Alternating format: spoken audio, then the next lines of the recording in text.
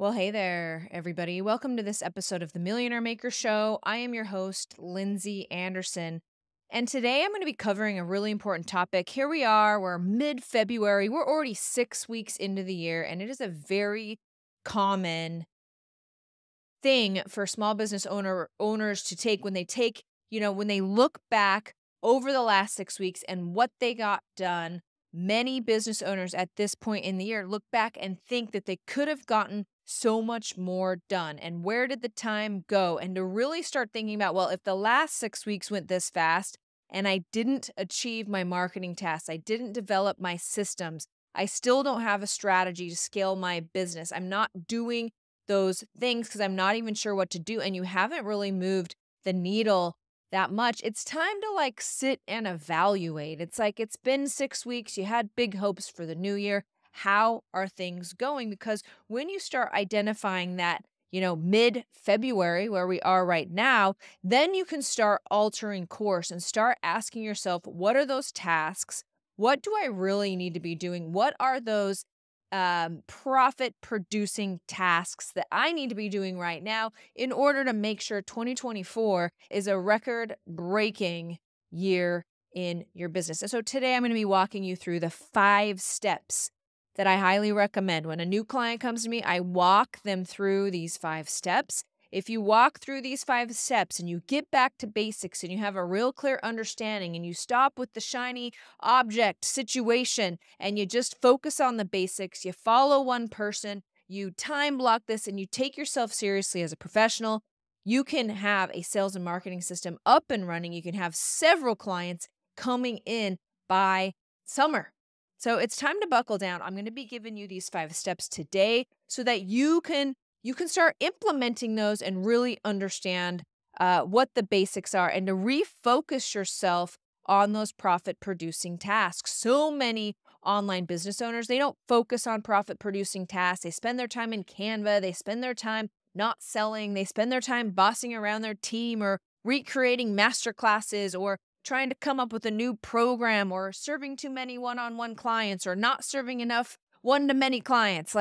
They get real bogged down when most 99.999% of the people that I talk to really want to produce more revenue in their business. They see revenue and profitability as the way to achieve more time, more money, more freedom, and more impact. Really, the gateway to all this freedom and time and impact you're looking for is through the doors of a very profitable and scalable online business, but you're not going to back into it. There's a lot of moving parts. I'm not going to tell you this is super simple.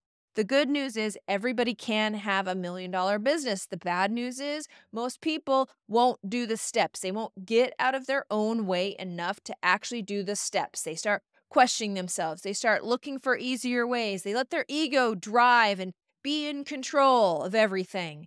And when you do that and you act on fear and you don't just at least a few times a day say, yeah, regardless of how I feel, I'm going to go ahead and do this task. And then over that other task, all those tasks you don't want to do is everything that you want. There isn't an easier way. So stop looking.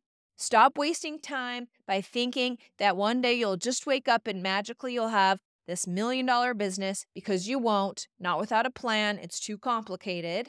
And just recommit to yourself to do the basics and do the work so you can scale. It's a very close topic to my heart. And I will tell you why, because I grew up with a lot of financial insecurity. I was keenly aware of my parents' financial issues all the way growing up. When I was very young, my dad was a dairy farmer and we went bankrupt. And after that, we had to buckle down. There was a lot of buckling down. I couldn't buy a yearbook. I had to wonder what classes or courses or anything extra that I could sign up for. I lost a library book and lost several weeks of sleep because I thought that I would put my parents in a financial situation over a lost library book. And this stuff gets built into you. And for me, it's been one of the biggest drivers of me being an entrepreneur. I have a lot of hustle and I move very quickly. And I'm not really afraid of a lot of things. And a lot of that I would credit to growing up financially insecure. I thought, okay, once I achieved $1 million business with recurring revenue where I could be on a reality show and leave for 3 weeks, I only had 2 weeks of upfront lead time on that. I came into my office in February. They said, do you have a passport? Can you be on the show? It starts almost immediately. And within 2 weeks, I said yes and was off on my way to the Dominican Republic to be on a reality TV show. My business sustained, okay? My team, the systems, everything ran for themselves. It didn't impact my income. And I left for over 3 weeks. So you would think, okay, by the time you get here, I thought by the time I build my business where I have a sales and marketing system that I can rely on, I'm no longer living launch to launch, but I'm doing invite-only events in between. I'm always bringing in sales.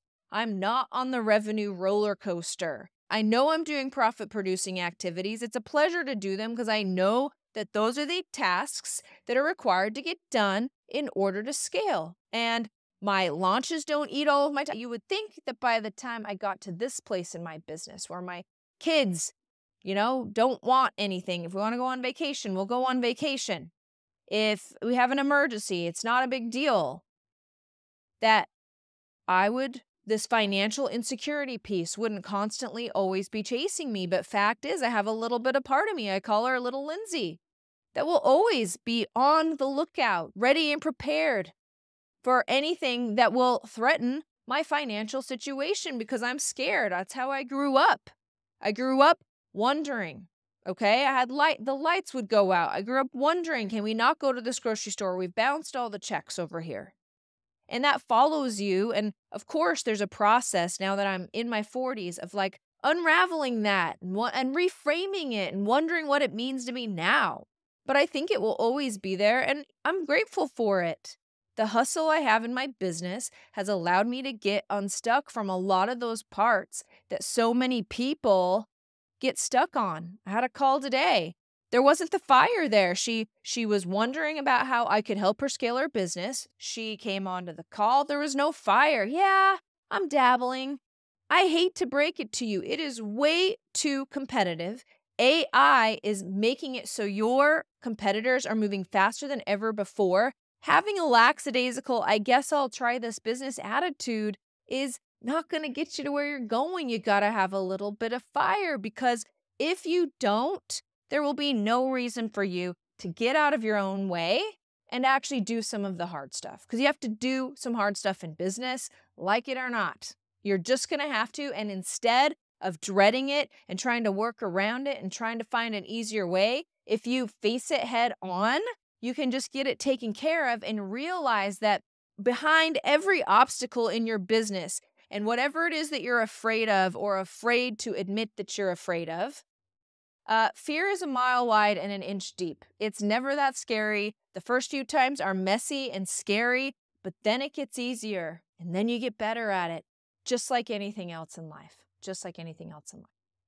So, long story short, we all have money issues we're bringing into business. We all have self-worth issues we're bringing into business. The easiest way to overcome these and to circumnavigate the ego and to get out of your own way is to follow a step-by-step strategy and to just do the steps.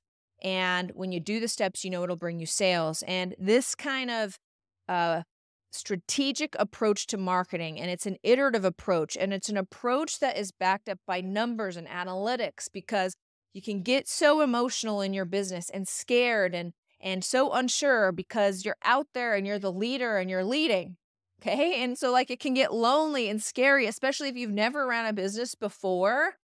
And so when you follow a step-by-step strategy, you can get out of your own way. So it's always the 3 S's.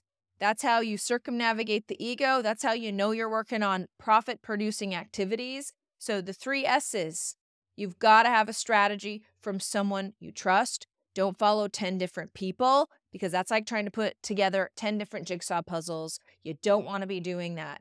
It'll leave you tired. It'll leave you frustrated. Find someone that you trust and only listen to them. Implement their strategy. Study their strategy. iterate on their strategy, and that is how you're going to have a successful marketing and sales campaign. It's not dilly-dallying, halfway trying every strategy that comes along and never being fully committed. The next thing that you need is a system. What do you do every day when you come in? How are you always doing the next best step? How do you know what those profit-producing activities are? How do you know, for a lack of a better example, when you're exercising, how do you know it's arm day or leg day? Because you're following a system, you decided that this is what it was and what was producing profit for you and customers for you. And yes, every time I come in and I spend 30 minutes a day virtual networking, I know that equals clients down the line. So even if maybe I'm having a frustrated day doing that, I know I'm going to have clients down the line. So I'm going to do it because that's the step. If I have resistance, I welcome that and say, behind resistance is everything I want. So you have to have a system. What are you doing every single day to keep the ball rolling? And the third thing you need is sales. The best way to get sales from an online business is going to be to have a conversion event calendar. You always have to be selling. And as you're doing social media marketing or podcasting or running ads or whatever it is that you do to get clients, you have to have conversion events on the calendar. This is where the rubber meets the road and you actually ask people and tell people, hey, if you're in the process and mindset of buying, come to this masterclass. You're obviously very passionate about whatever your problem is. And then you get those right fit clients on a sales call. You do that on a rinse and repeat system.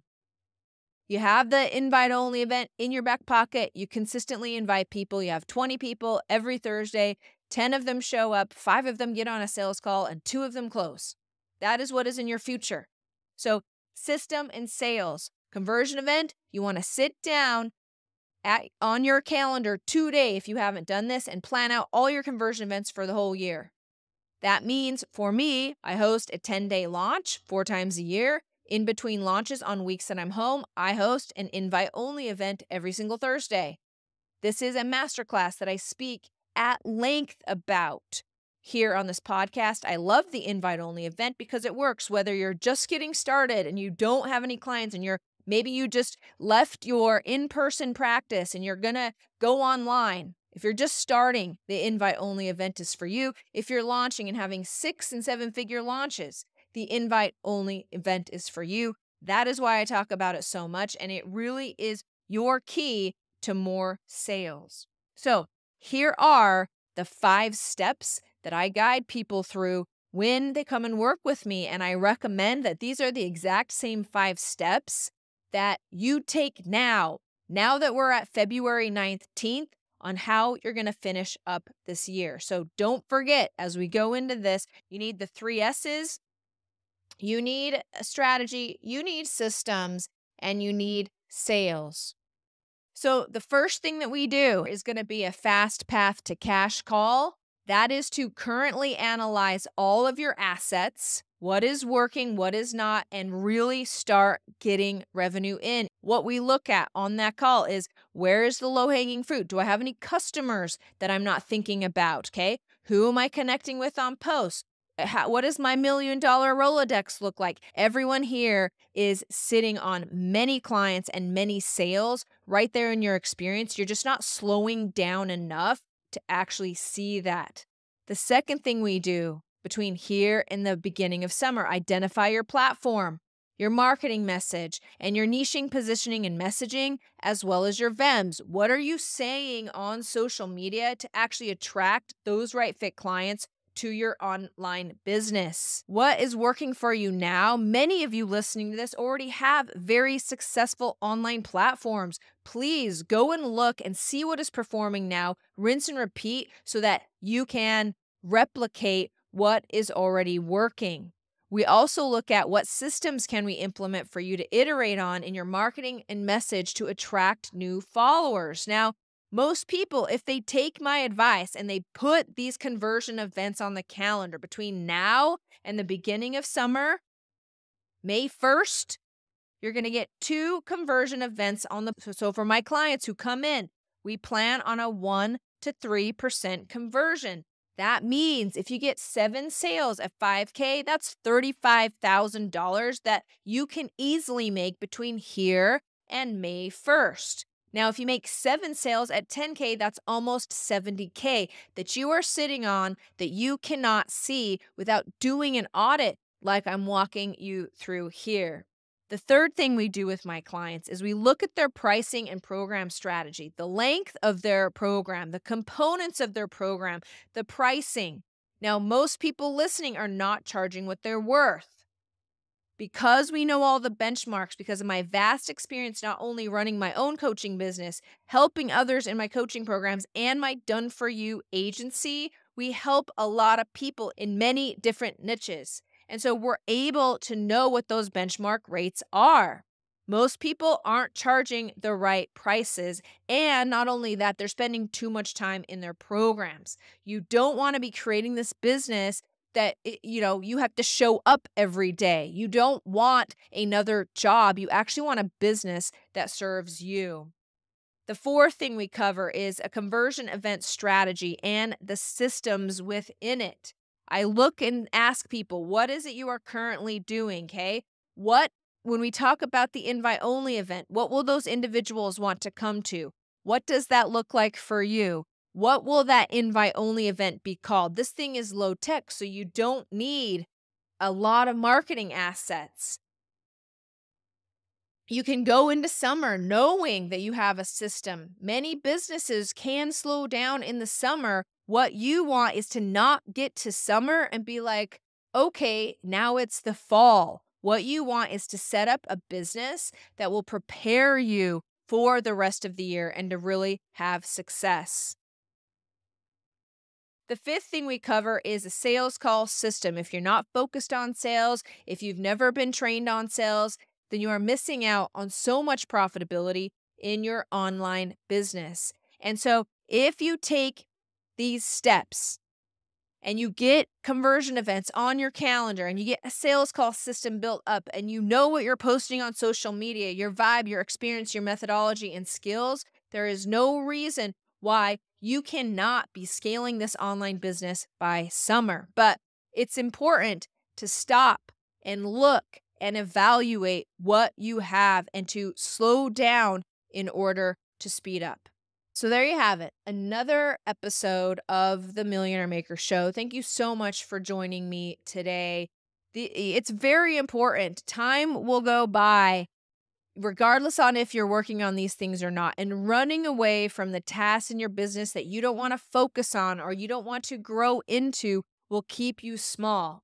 As they say, it is so essential to make decisions based on who you want to be, not who you are now. And that is quite literal advice. You have to constantly decisions about investing, decisions about how you show up for work every day, decisions on how you position yourself in content. You always have to be acting like that bigger version of yourself in order to actually achieve those goals as the bigger version of yourself. So for me, it's a big play, okay? You know that's who you are, and you really channel that in. You show up in the biggest way possible. You show up as your most authentic self, knowing that you can change lives, you can do what you need to do, you can have a profitable business, and when you show up that way, you can also be attracting your right fit clients.